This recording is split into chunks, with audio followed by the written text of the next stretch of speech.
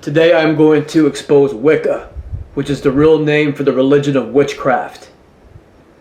Now, witches don't tell people that they practice witchcraft. They don't go around saying that they are witches. Witches will tell you that they are Wiccans, and their religion is called Wicca. And if you look up Wicca on the internet, you'll probably find explanations for it as a nature-based religion based on Western European pagan rituals. So first, let's take a look at the word witch. And the definition of that is a person thought to have evil magical powers.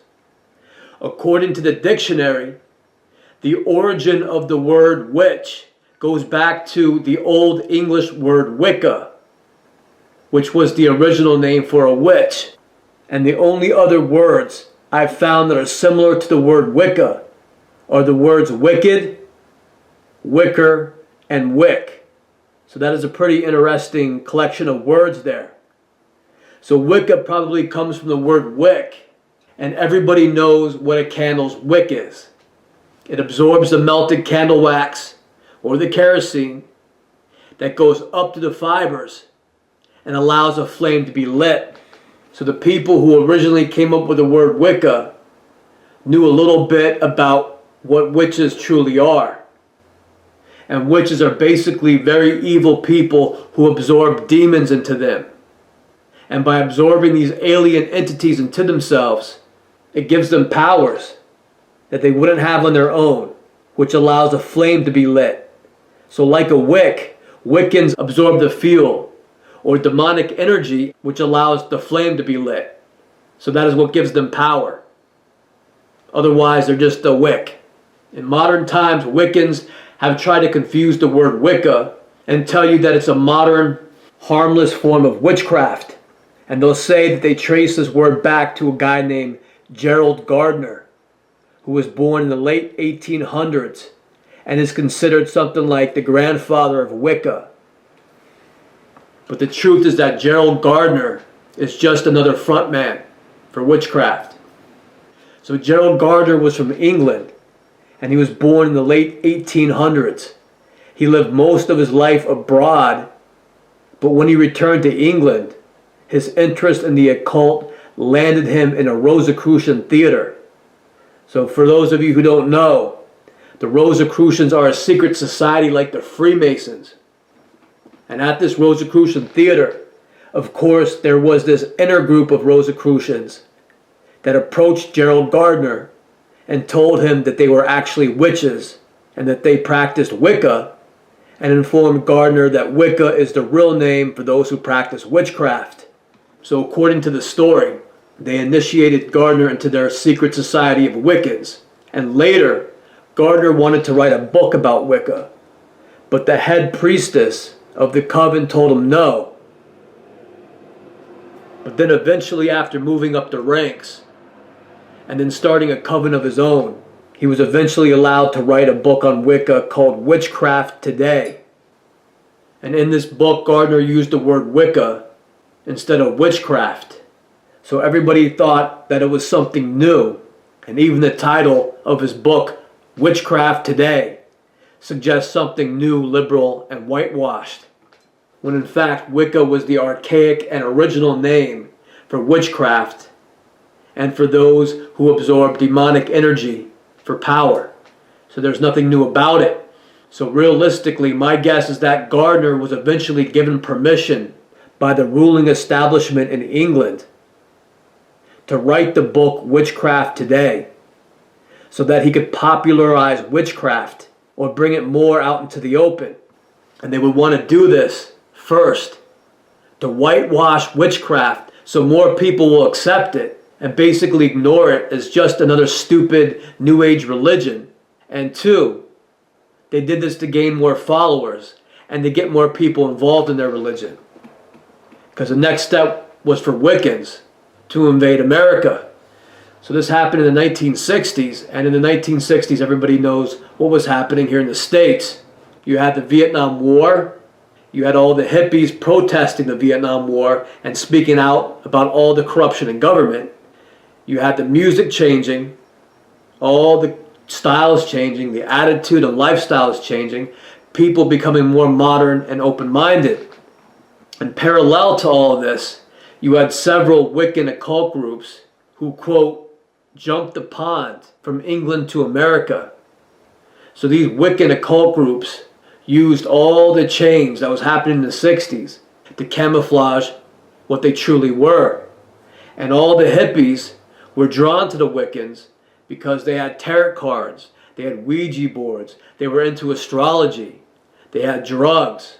And of course, some of the books that the Wiccans carried with them were written by Gerald Gardner. So with all the free thought and rebellion happening in America, the establishment's response was to hijack and redirect control of all that freedom and rebellion by sending in their English occult groups. And all of these Wiccan occult groups had ties to the English military, the U.S. military, the Office of Naval Intelligence, and of course the Vatican, because Wicca is the secret religion of the ruling establishment. So in an attempt to gain more followers and support of their religion, Wiccans will tell you in their whitewashed books that they worship all types of gods and goddesses, like those that you will find in Greek myths. And this appeals to a lot of women who don't want to hear that God is only masculine. They want to hear that God is a woman too. So this will attract a great deal of people into Wicca. Now, Greek myths are very amusing. When I was young, I had a book on Greek myths. It was a children's book that had the best illustrations and all the Greek myths that were simplified. And in this book, human gods and goddesses with very human traits, and they went to battle with all sorts of evil creatures.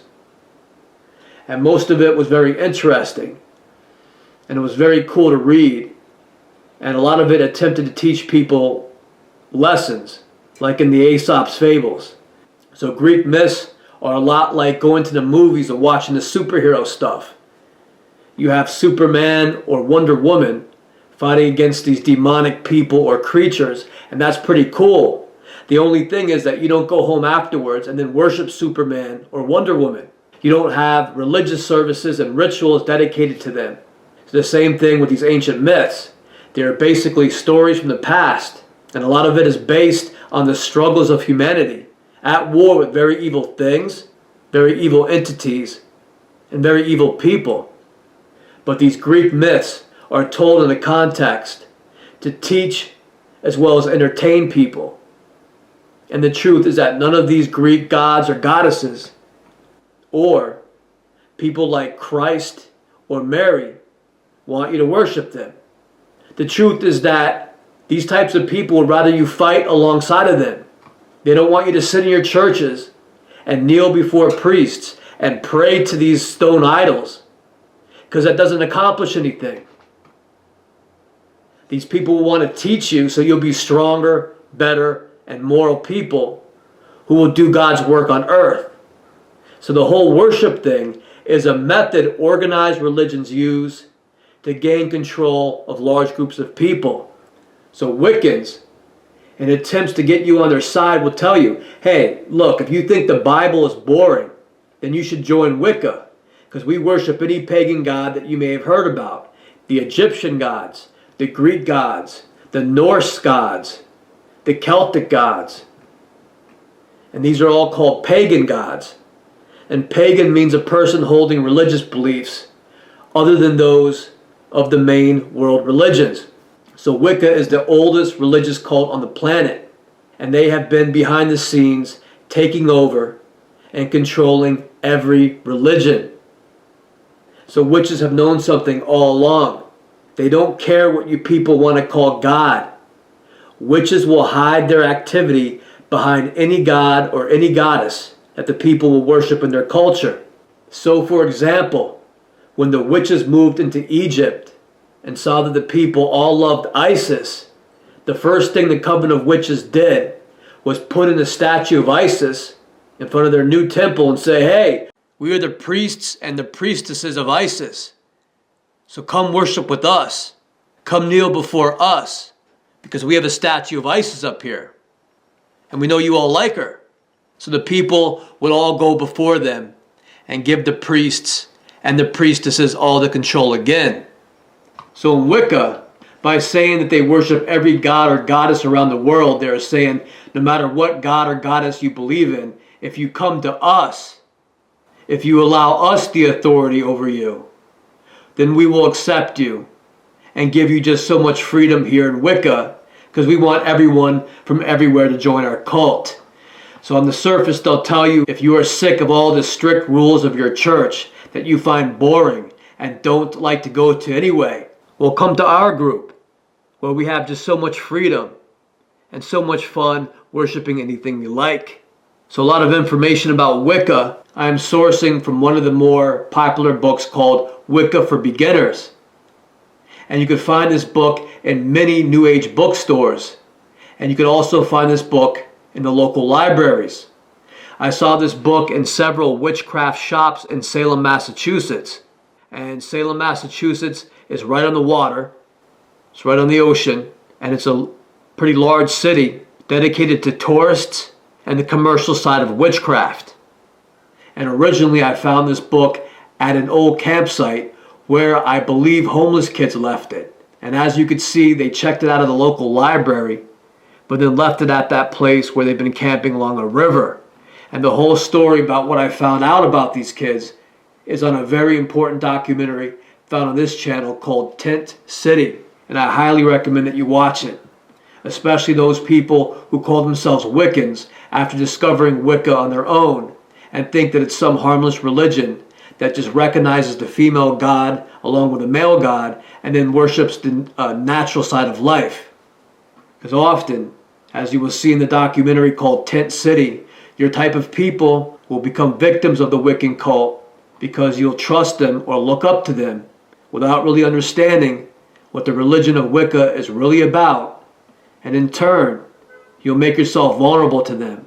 So I want you all to know that the true Wiccan religion only accepts those who have been sexually traumatized and programmed.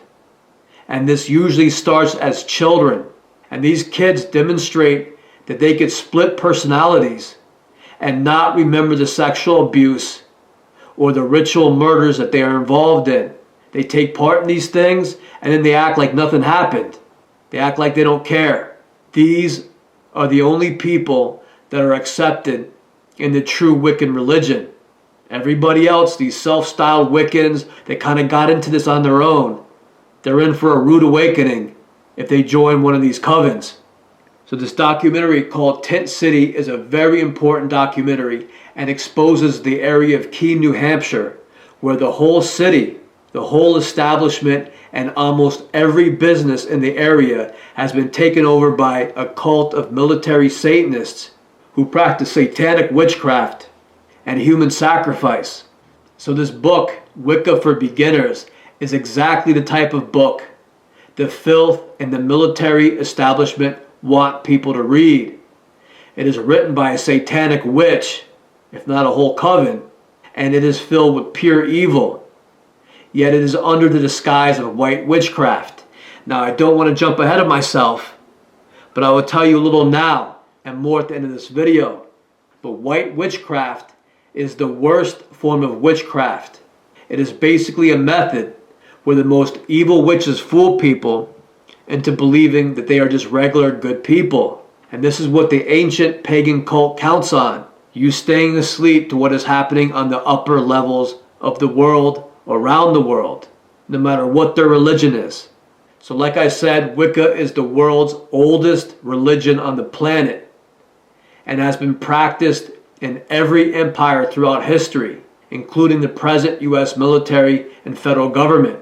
So all around the world they have different names for it. And Wicca is the Western European name for it. But this is practiced in India. It's practiced in China. It's practiced in Africa. All around the world, the pagan cult has been known by many different names. And it is the oldest religion, the worship of demonic aliens through human sacrifice.